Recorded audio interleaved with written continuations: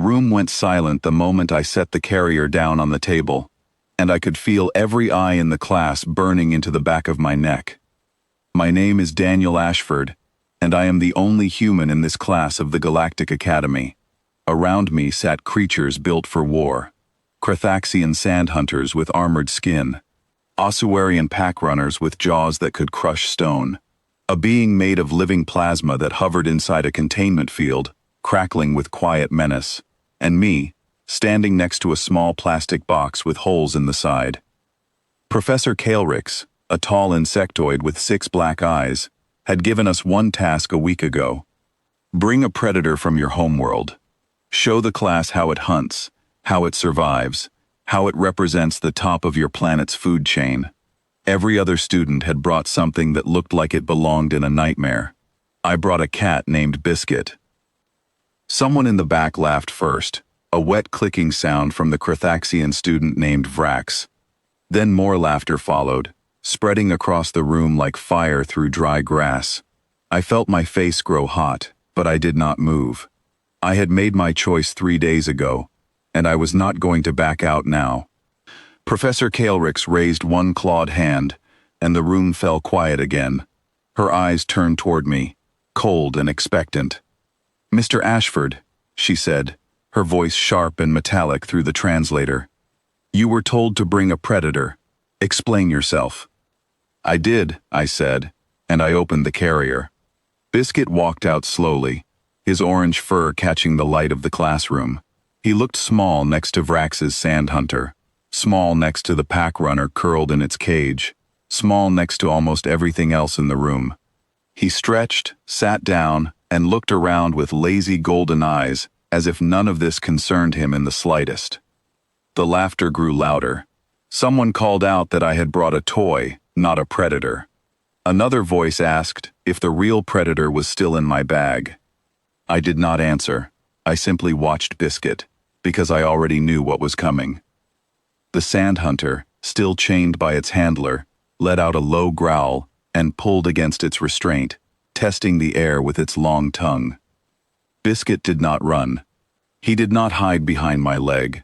He turned his head toward the massive creature, blinked once, and then began cleaning his paw as if nothing in the room mattered less than a chained beast 3 times his size. The laughter stopped. Professor Kaelrix stepped closer, tilting her head in that way insectoids do when they are studying something they do not understand. "That is not fear," she said, more to herself than to the class. "Why does it show no fear?" "Because he does not see a threat," I said. "He sees something bigger than him, but not something faster or smarter. Cats do not measure danger by size. They measure it by whether they can control the situation." A student near the front, a pale being with too many fingers, asked the question everyone seemed to be thinking. "That is not a predator. That is a pet. Where is your actual predator?" I felt a small smile pull at the corner of my mouth. "He is the predator," I said. "You are just looking at him wrong." The class murmured, unconvinced, and Professor Kaelrix decided to settle the matter herself. She gestured to an assistant, who wheeled in a small silver drone about the size of a bird. "This is a reflex test," she explained. "It moves unpredictably, mimics prey behavior, and measures how quickly a predator can track and capture it. Every species has attempted this test today. Let us see what your creature does." The drone lifted into the air with a soft hum, darting left, then right, then upward in a sharp zigzag.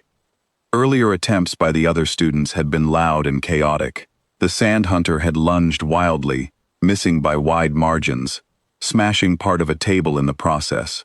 The pack runner had barked and snapped uselessly at the air, unable to predict where the drone would move next. Even the plasma being had blasted wildly, scorching the wall without ever touching its target. Biscuit did not move at first. He simply watched, his eyes following the drone's path with total stillness, his body low and coiled like a spring, waiting to release. The room grew quiet, waiting. Then, in a single heartbeat, he moved. There was no warning. No growl, no shift in posture that gave away his intention. One moment he was sitting calmly, and the next moment he was in the air, and the drone was in his paws, and he was already back on the ground before most of the students in the room had even registered the motion. The whole thing took less than a second. The classroom exploded into noise, but this time it was not laughter, it was shock. Professor Kalrix stared at the drone, now pinned harmlessly beneath one small paw, its rotors still spinning uselessly against the floor. "That was faster than every other attempt today," she said quietly, "combined." I nodded. "Cats are one of the most efficient hunters relative to their size on my planet," I explained.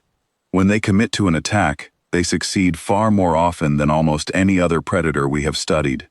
It is not about strength. It is about precision, patience, and timing." Rax, still recovering from the display, spoke up with a tone that had lost all its earlier mockery. "If this small creature is what your people keep as a companion, what does that say about your species?" The question hung in the air, and I felt the weight of it settle over the room. I thought about how to answer honestly, without exaggeration, without unnecessary drama. "Humans are not naturally the fastest creatures on our world," I said. "We are not the strongest, and we do not have claws or fangs built for hunting. What we have is endurance and patience.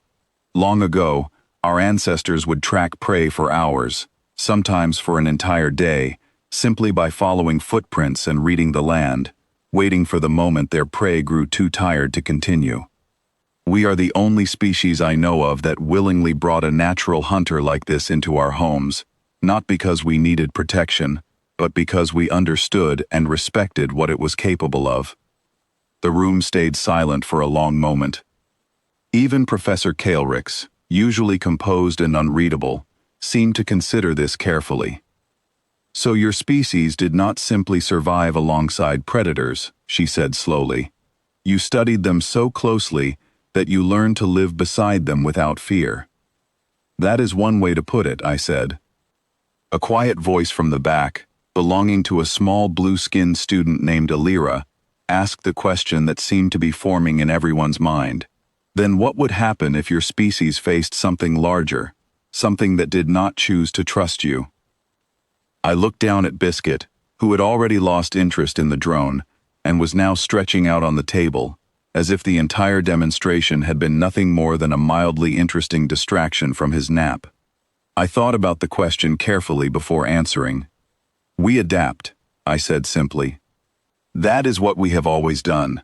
We are not the strongest, and we are not the fastest, but we are patient, and we do not give up easily. If something does not trust us at first, we find a way to understand it. That is how we ended up sharing our homes with an animal that could have just as easily seen us as prey." Professor Kalrix walked closer to the table, studying Biscuit with new interest. "May I ask why he shows no aggression toward any of us, despite being surrounded by creatures far larger and more dangerous than himself?" "Because he trusts me," I said, "and because he has learned that comfort does not always mean weakness. He does not need to prove anything to anyone in this room. He already knows what he is capable of." As if to prove my point, Biscuit let out a long, slow yawn, curled into a tighter ball, and closed his eyes completely, utterly unconcerned by the alien predators still watching him from every corner of the room. The sand hunter had stopped growling. The pack runner had gone quiet. Even the plasma being seemed to dim slightly, as though acknowledging something it could not quite explain. Professor Kalrix turned back to the class, addressing everyone with a tone I had not heard from her before, one that sounded almost like respect. "Perhaps we have misunderstood what makes a predator dangerous," she said. "Size and strength are easy to measure, but confidence, patience, and precision are far harder to defend against." The bell for the end of class rang, but no one moved right away. Students who had laughed at me less than an hour ago were now leaning in for a closer look, asking quiet questions about Earth, about cats, about how humans had learned to live so closely with something so capable of harm. I packed Biscuit gently back into his carrier, and he did not resist, already halfway back to sleep. As I walked toward the door, Professor Kalrix stopped me with a raised hand. Mr. Ashford, she said, next semester, when this assignment is given again, I believe I will change the instructions. I paused, curious. How so? Instead of asking students to bring a predator, she said, I will ask them to bring proof of survival. I have a feeling your planet understands that concept far better than most. I smiled, gave a small nod, and walked out of the classroom with Biscuit resting quietly in his carrier, completely unaware that he had just changed the way an entire class of alien students thought about power, patience, and what it truly means to be dangerous. Behind me, I could still hear the murmurs of the class, discussing what they had just witnessed, and somewhere in the back of my mind, I wondered if any of them realized that the calmest creature in that room had also been the deadliest, and that humanity had known that all along.